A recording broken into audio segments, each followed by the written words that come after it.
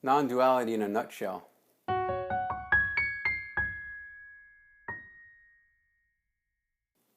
Non-duality is simply a concept that states that if you name something, it's not what it is. I will show you in myself how this cannot be myself.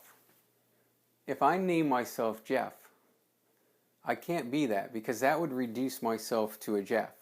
If I gave you a piece of paper and I said, "Here, I'm Jeff," would you know who I am?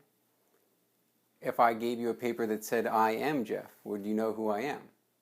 If I gave you a piece of paper that says, "I am Jeff with brown hair and brown eyes and all these different concepts, fingers, teeth, this and that," and I gave that list to somebody, can they recreate Jeff? Or with all these things? No. Every single named item by our mind is a form duality, meaning it's a breaking up of something that cannot be named into concepts. The problem is when we put the dualities back together, we can never get back the final product. It's similar to a digital signal. If we take any analog signal and then we break it into a bunch of zeros and ones, we could play it back, but we can never get back the full analog signal. And that's the same thing with the conceptual self. We could break ourselves down into all kinds of names and components, but we can never get back our analog self, no matter how many components we put back together. It's just not possible.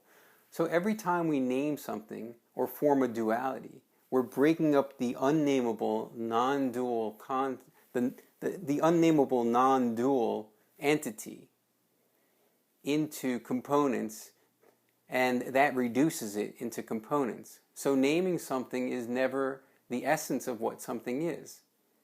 And again, this has to also do with ourselves, because ourselves are not nameable intrinsically.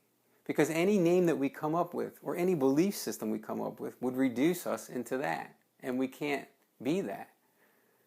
Even the boundaries of the self, there is no clear boundary. So anytime I'm going to say that I'm here, it can't be, because I would have to define where I am. And to do that would require thought.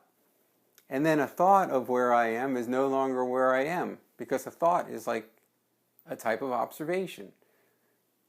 So the non-dual state, it can never be known. It can never be named. And in pure non-duality, it's just an existence that goes on. And we're in that existence, that unnamable, unknowable existence. We've called it universe,